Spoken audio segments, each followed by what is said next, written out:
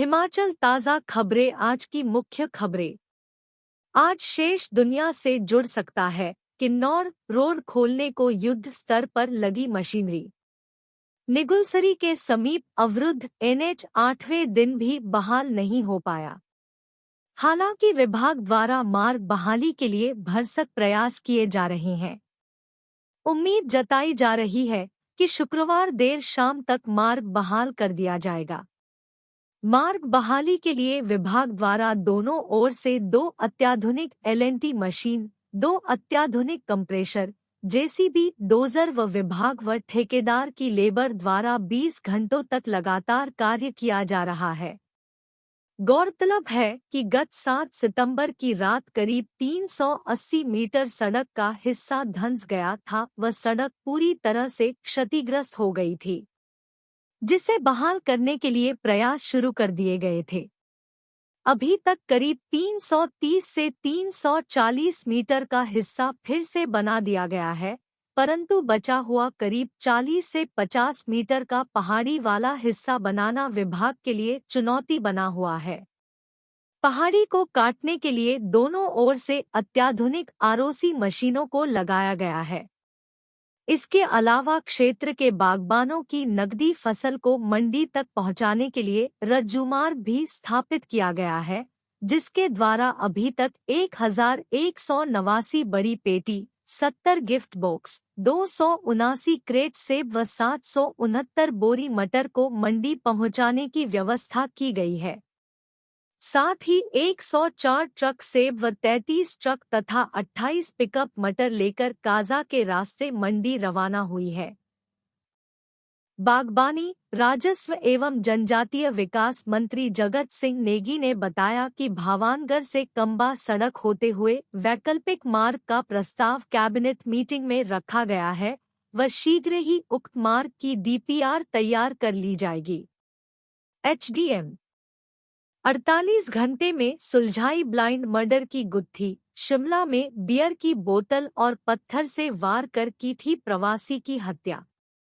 यातायात, पर्यटक एवं रेलवे पुलिस ने जावली के पास रेलवे ट्रैक के पास मिले शव के ब्लाइंड मर्डर की गुत्थी 48 घंटे में ही सुलझा ली है।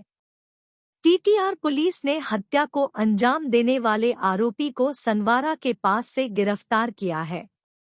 गत 7 सितंबर 2023 को राजकीय रेलवे थाना शिमला में सूचना प्राप्त हुई कि मुकाम जावली नजद धर्मपुर जिला सोलन में रेलवे ट्रैक कालका से शिमला में एक व्यक्ति की लाश पड़ी हुई है। थाना प्रभारी राजकीय रेलवे थाना शिमला उपनिरीक्षक जय किशन व उपनिरीक्षक ईश्वर सिंह पुलिस दल के साथ मौका पर पहुंचे। सूचना मिलने के तुरंत बाद एआईजी टीटीआर संदीप धवल और अतिरिक्त पुलिस अधीक्षक टीटीआर नरवीर सिंह राठौर भी मौके पर पहुंचे। उसके बाद एफएसएल बद्दी से विशेषज्ञ नरेश कुमार भी घटना स्थल पर पहुंचे और घटना स्थल से भिन्न भिन्न साक्ष्य एकत्र किए।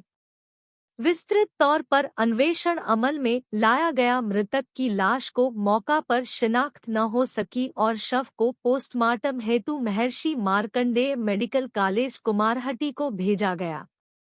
हालात मौका एवं मृतक की लाश का निरीक्षण करने के पश्चात मामला हत्या का पाया जा रहा था, जिस कारण राजकीय रेलवे थाना शिमला में धारा 302 आईपीसी के तहत हत्या का मामला पंजीकृत किया गया। हत्या के मामले में पुलिस ने कार्रवाई करते हुए 9 सितंबर को इस हत्या में संलिप्त आरोपी व्यक्ति सूरज पुत्र शेर सिंह निवासी जम्मू कश्मीर उम्र 28 साल को धर्मपुर सनवारा के पास गिरफ्तार किया।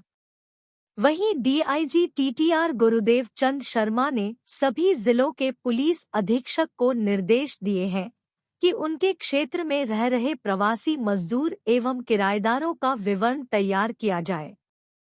सड़क के बीचों बीच बस और टिप्पर की जोरदार टक्कर, जाम से दोनों तरफ वाहनों की कतारें। पठानकोट मंडी नेशनल हाईवे पर कोटला के समीप सुबह करीब 8:15 बजे निजी बस व टिप्पर में टक्कर हो गई, जिसके चलते करीबन 1 घंटे तक जाम लग गया। नेशनल हाईवे पर जाम लगने से वाहनों की लंबी लाइनें लग गई। बाद में कोटला पुलिस ने मौके पर पहुंचकर दोनों वाहनों को हटवाया और यातायात को सुचारू किया गया। पुलिस ने दोनों वाहनों के चालकों को चौकी में बुलाया है तथा वहां पर आगामी कार्रवाई अमल में लाई जा रही है।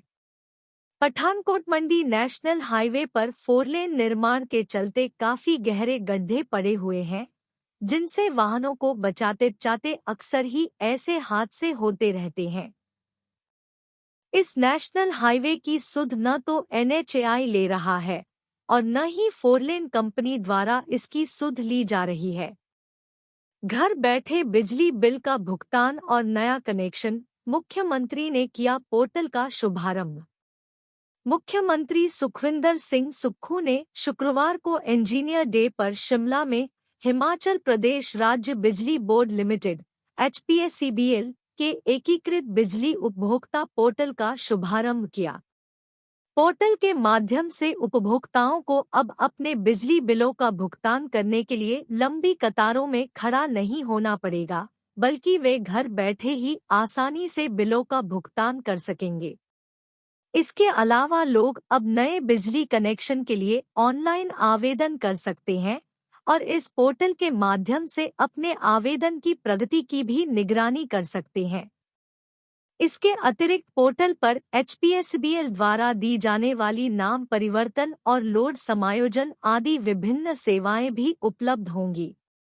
इस डिजिटल पहल का उद्देश्य बिजली बोर्ड में कागज रहित कार्य संस्कृति की शुरुआत करना है, जिससे प्रशासनिक प्रक्रियाएं सुव्यवस्थित होंगी और सेवाओं में तेजी आएगी।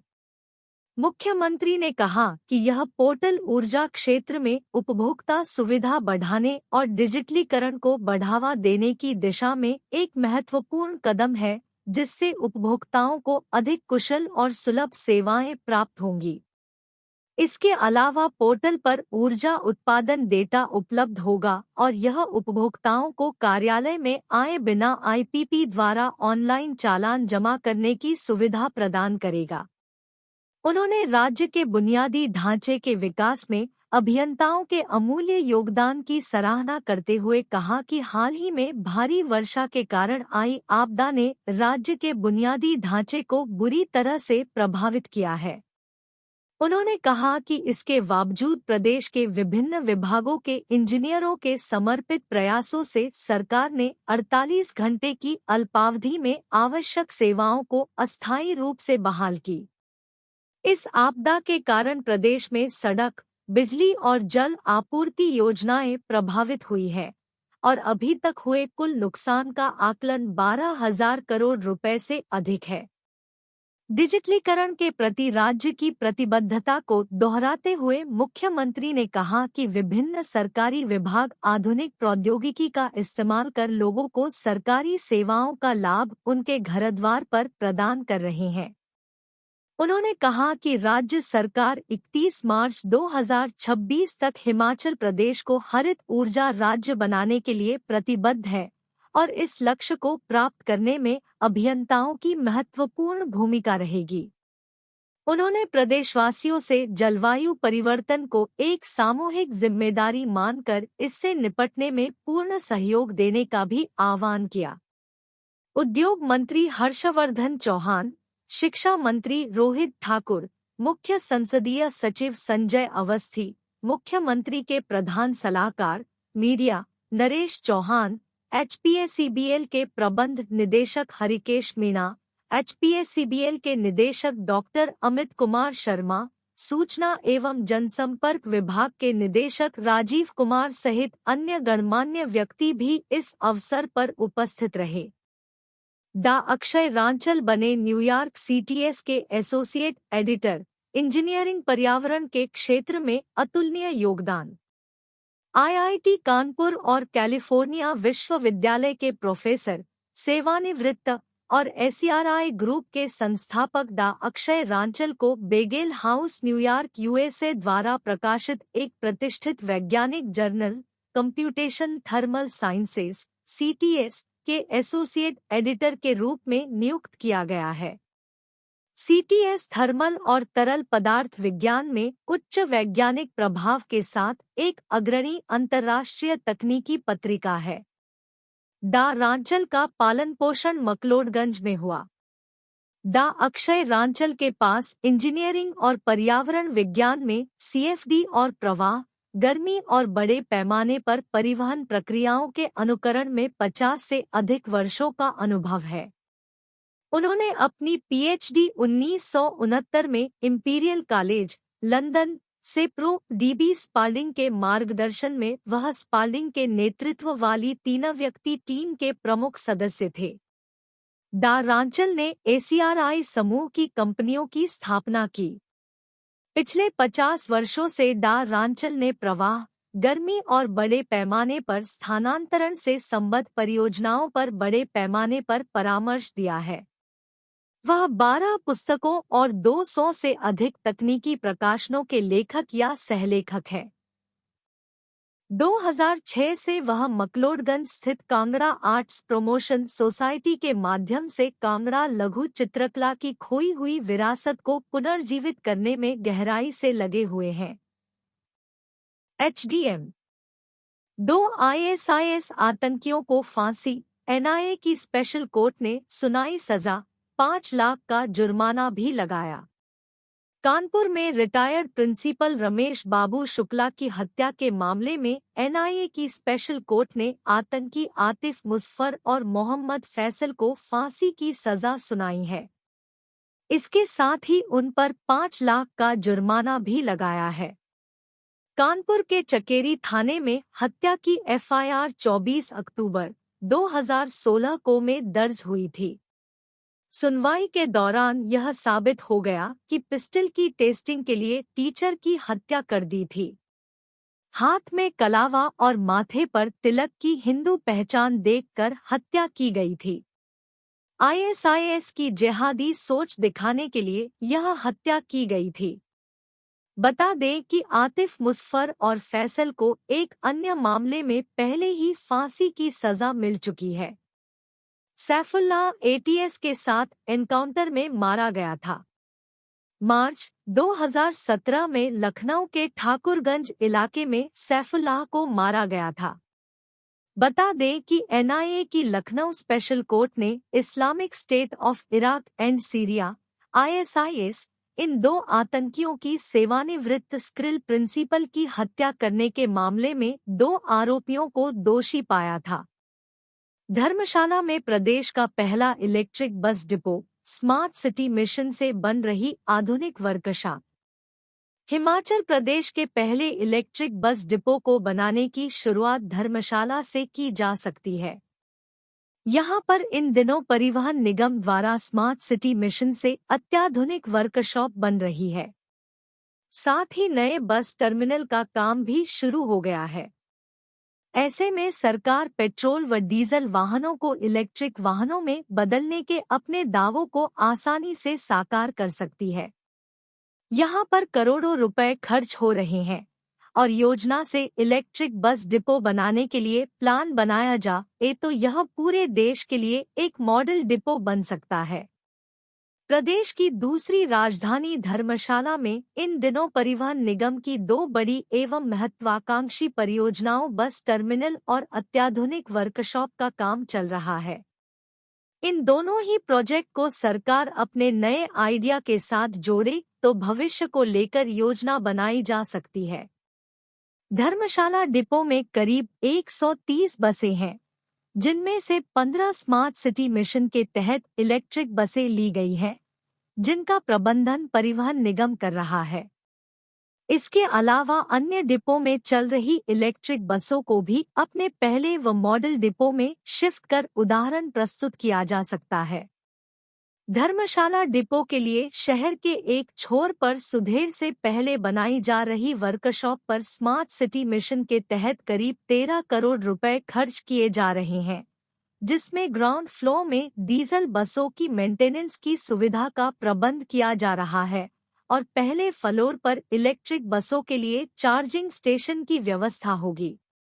ऐसे में इलेक्ट्रिक बसों की मेंटेनेंस का कार्य भी इन्हीं वर्कशॉप में किया जाए और मौजूदा वर्कशॉप मैन को प्रशिक्षण दिया जाए तो वर्कशॉप में कार्यरत कर्मचारियों का भविष्य भी सुखद होगा और प्रदेश के लिए भी धर्मशाला का यह डिपो दिशा देना वाला हो सकता है।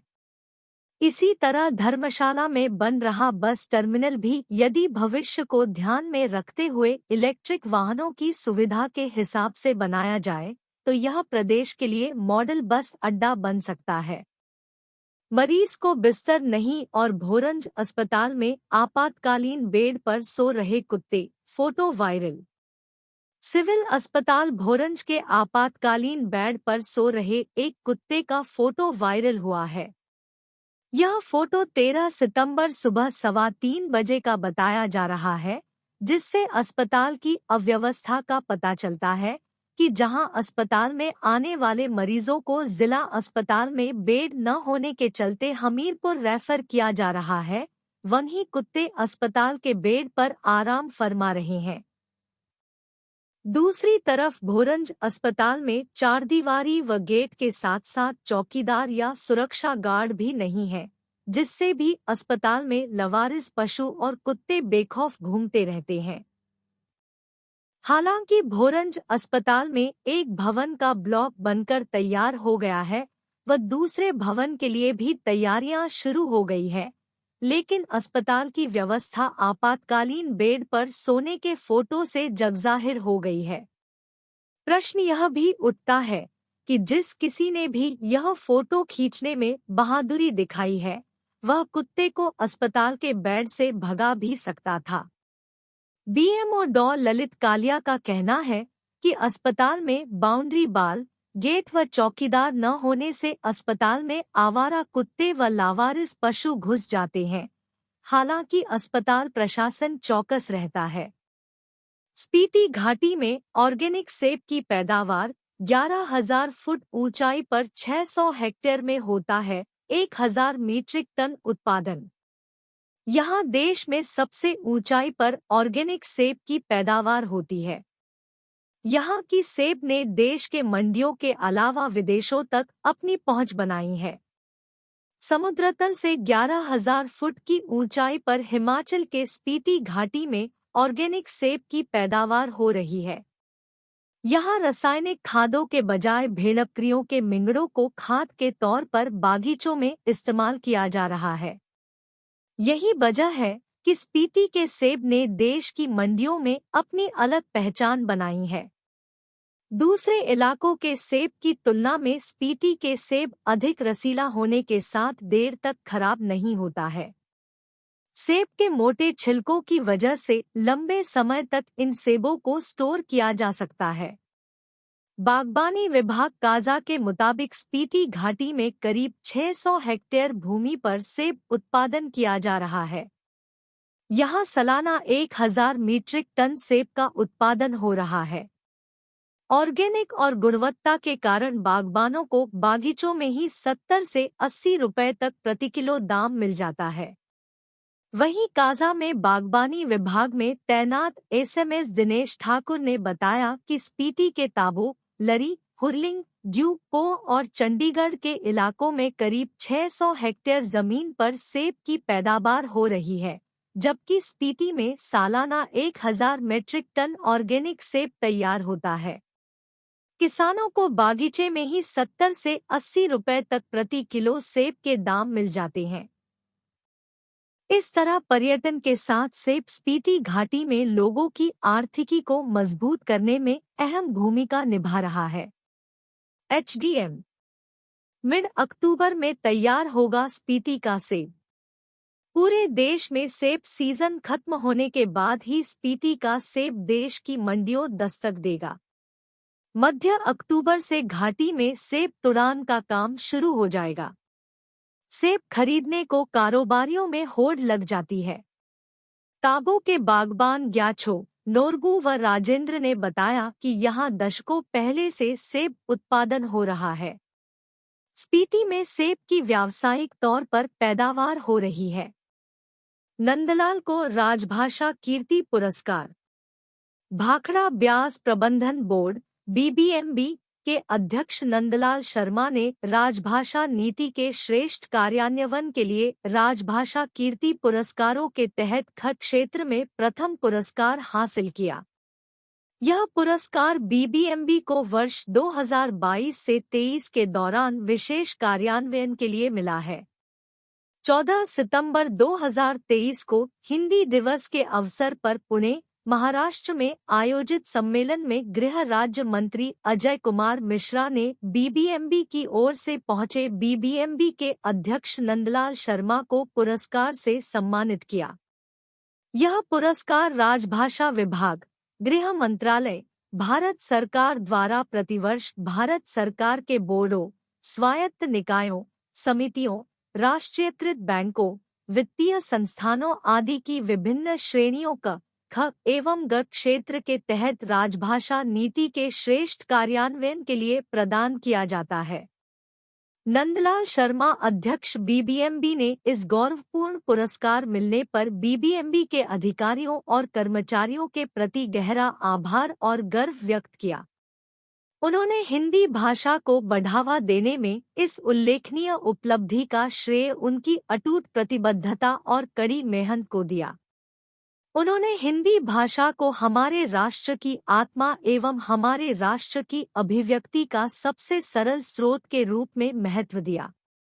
हम इसी तरह भविष्य में और भी बड़ी उपलब्धियां हासिल करने के लिए समर्पित हैं। दिल्ली में हिमाचल की सराहना, समग्र शिक्षा स्टार प्रोजेक्ट की प्रोग्रेस रिपोर्ट पर बोले केंद्रीय शिक्षा सचिव।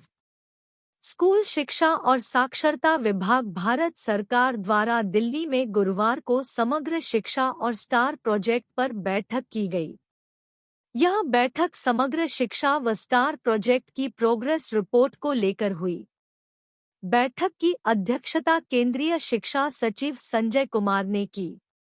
सचिव संजय कुमार ने हिमाचल के कार्यों की प्रशंसा की। उन्होंने राज्य परियोजना निदेशक के कार्यों को सराहा। उन्होंने कहा कि जहां चाह होती है, वहां राह होती है।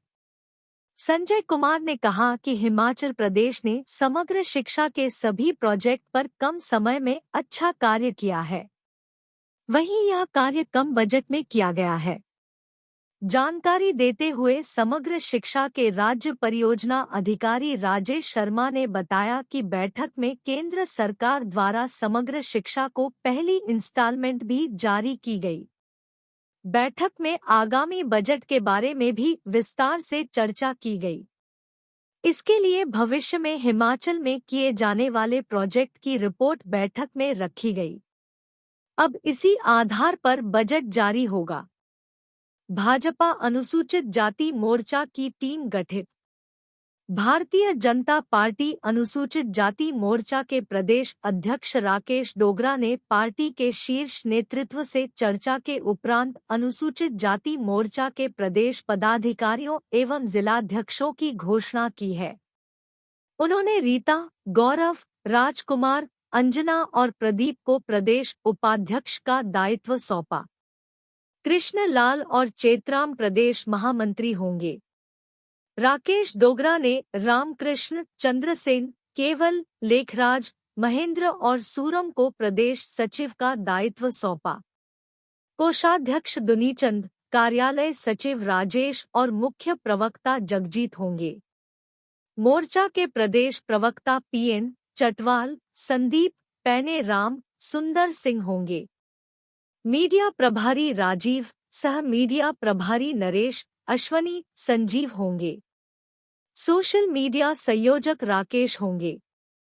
मोर्चा के जिलाध्यक्ष चंबा से धीरेन्द्र आचार्य, कांगड़ा से ओम प्रकाश, नूरपुर से रवि, देहरा से कमल नयन, पालमपुर से मदन लाल, लाहौल स्पीति से सुरेश, कुल्लू से पोशु राम, मंडी से किशोर, सुंदरनगर से ख्याली राम, हमीरपुर से राजेश, ऊना से सुभाष चंद, बिलासपुर से बेली राम, सिरमौर से संदीपक, सोलन से साहिब सिंह, महासू से हरिचंद और शिमला से सतप्रकाश जिलाध्यक्ष होंगे। प्रियंका गांधी का हिमाचल आना सिर्फ राजनीतिक दौरा। कांग्रेस राष्ट्रीय महासचिव प्रियंका गांधी का हिमाचल दौरा पूरी तरह से एक राजनीतिक दौरा है। यह बात सुंदरनगर के भाजपा विधायक राकेश जम्वाल ने कही है। उन्होंने कहा कि हिमाचल में आई प्राकृतिक आपदा का समय 1 माह से ज्यादा बीत गया है, लेकिन कांग्रेस आलाकमान को अब प्रदेश की जनता की याद आ रही है। प्रदेश के मुखिया सीएम सुखविंदर सिंह सुक्खू ने 4 दिन पहले पर्यटकों को हिमाचल आने का न्योता दिया है। हालांकि प्रियंका गांधी प्राकृतिक आपदा से प्रभावित लोगों का दुख दर्द जानने के लिए दिल्ली से हवाई मार्ग से आई थी, लेकिन न तो वे उन प्रभावित परिवार से मिल पाई जिन्होंने अपनों को खोया और न ही उन लोगों से मिल पाई जिनके आशियाने, जमीन और पशुधन बाढ़ में बह गया।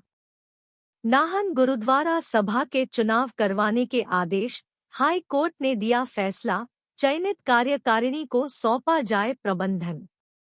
हिमाचल प्रदेश हाई कोर्ट ने नाहन के गुरुद्वारा की सभा के चुनाव करवाने के आदेश दिए हैं। न्यायाधीश संदीप शर्मा ने अपने आदेशों में कहा कि चुनाव के बाद गुरुद्वारा का प्रबंधन चयनित कार्यकारिणी को सौंपा जाए। याचिकाकर्ता जोगेंद्र सिंह की ओर से दायर याचिका का निपटारा करते हुए अदालत ने यह निर्णय सुनाया। अदालत को बताया गया था कि याचिकाकर्ता ने सभा के चुनाव करवाने के लिए सहकार सभा के उपपंजीयक को प्रतिवेदन किया था, लेकिन प्रतिवेदन का निपटारा किए बगैर 9 मार्च 2022 को गुरुद्वारा श्री टोका साहिब के प्रबंधन के लिए प्रशासक की नियुक्ति कर दी। अदालत के समक्ष दलील दी गई कि याचिकाकर्ता ने सभा के प्रबंधन के बारे में उपपंजीयक के समक्ष शिकायत की थी। याचिकाकर्ता ने आरोप लगाया है कि इस सभा के अधिकतर सदस्य हरियाणा और पंजाब से संबंध रखते हैं, जबकि यह गुरुद्वारा नाहन में स्थित है और स्थानीय सदस्यों को सभा के प्रबंधन में हस्तक्षेप करने से रोका जा रहा है। महिला मोर्चा की टीम का ऐलान, 5 पदाधिकारी बनी उपाध्यक्ष, 2 महामंत्री पद पर तैनात। भारतीय जनता पार्टी महिला मोर्चा की प्रदेश अध्यक्ष वंदना योगी ने पार्टी के शीर्ष नेतृत्व से चर्चा के उपरांत महिला मोर्चा के प्रदेश पदाधिकारियों एवं जिलाध्यक्षों की घोषणा की है। प्रदेश उपाध्यक्ष डॉ सीमा ठाकुर, शीतल व्यास, मीनाक्षी राणा, कांता ठाकुर और अनिता वर्मा होंगी। महामंत्री मांचली ठाकुर और अंजना शर्मा होंगी। प्रदेश सचिव मनीषा सूद, रजनी ठाकुर, सीमा चंदेल, प्रतिभा कंवर, शीतल भारद्वाज और वर्षा ठाकुर आईटी नियुक्त किए गए। कोषाध्यक्ष अंजना ठाकुर, सह कोषाध्यक्ष नीतू धमीर, कार्यालय सचिव आशा शर्मा, सह कार्यालय सचिव शशिकमल लता होंगी। इसके साथ ही प्रदेश प्रवक्ता संजू शर्मा, शशि मल्होत्रा, अनीता गर्ग और अनीता चौधरी होंगे। मीडिया प्रभारी प्रेम चौहान, सह मीडिया प्रभारी रूपा शारदा और अनीता गथानिया, आईटी संयोजक सुनीता कटोच, आईटी सह संयोजक मनीषा चौहान, शालिनी, आईटी संयोजक कांगड़ा संसदीय क्षेत्र पूजा ठाकुर, आईटी संयोजक मंडी संसदीय क्षेत्र कुसुम कुमारी दीपक और दीपिका राठौर, आईटी संयोजक हमीरपुर संसदीय क्षेत्र रितिका भारद्वाज और पूनम कुमारी और सोशल मीडिया संयोजक प्रतिभा बाली होंगे। जिलाध्यक्ष में चंबा से जयंती दुग्गल, कांगड़ा से रंजू रस्तोगी, नूरपुर से सृष्टा देवी, देहरा से सरिता धीमान, पालमपुर से रागिनी रखवाल, लाहौल स्पीति से मनी देवी, कुल्लू से कमलेश शर्मा, सुंदरनगर से नीलम परमार, हमीरपुर से अर्चना चौहान, ऊना से अनु ठाकुर, बिलासपुर से शैलजा शर्मा, सिरमौर से सीमा कन्याल, सोलन से इंदु ठाकुर, महासू से आशा रिठवान, शिमला से विंती शर्मा और मंडी से सीमा शर्मा के नाम शामिल है। किन्नौर की जिला अध्यक्ष धनमाला नेगी होंगी। बूथ लेवल से प्रदेश स्तर तक संगठन को मजबूत बनाएं, शिमला में भाजपा राष्ट्रीय महामंत्री कार्यकर्ताओं से बोले। भाजपा के राष्ट्रीय महामंत्री दुष्यंत गौतम व राष्ट्रीय सचिव सरदार नरेंद्र सिंह ने गुरुवार को भाजपा प्रदेश कार्यालय शिमला का प्रवास किया। इस दौरान उन्होंने आगामी लोकसभा चुनावों को देखते हुए कार्यकर्ताओं को जरूरी दिशानिर्देश भी दिए। उन्होंने कहा कि हिमाचल भाजपा का प्रत्येक कार्यकर्ता बूथ स्तर से लेकर प्रदेश स्तर तक संगठन को मजबूत बनाने के लिए प्रयास करे। राष्ट्रीय महामंत्री दुष्यंत गौतम व राष्ट्रीय सचिव सरदार नरेंद्र सिंह के प्रवास के दौरान उनका अभिनंदन प्रदेश अध्यक्ष डा राजीव बिंदल, पूर्व मुख्यमंत्री एवं नेता प्रतिपक्ष जयराम ठाकुर, प्रदेश संगठन महामंत्री सिद्धार्थन, प्रदेश महामंत्री डा सिकंदर कुमार, बिहारी लाल शर्मा, पायल वैद्या, डेजी ठाकुर, संजय ठाकुर, प्रमोद ठाकुर, कर्ण नंदा, किरण बावा, सपना कश्यप एवं अन्य कार्यकर्ताओं ने किया। भाजपा प्रदेश महामंत्री बिहारी लाल शर्मा ने बताया कि राष्ट्रीय महामंत्री के साथ 4 बैठकों के दौर हुए। इसमें पार्टी की गतिविधियों के संचालन हेतु सुधारों को लेकर चर्चा की गई। मानसून सत्र के लिए जल्द नोडल ऑफिसर नियुक्त करें। 14वीं विधानसभा के तीसरे सत्र को लेकर शिक्षा विभाग ने तैयारियां तेज कर दी है। विधानसभा सत्र से पूर्व शिक्षा विभाग ने सभी जिला उपनिदेशकों और कॉलेज प्राचार्य को दिशानिर्देश जारी किए हैं।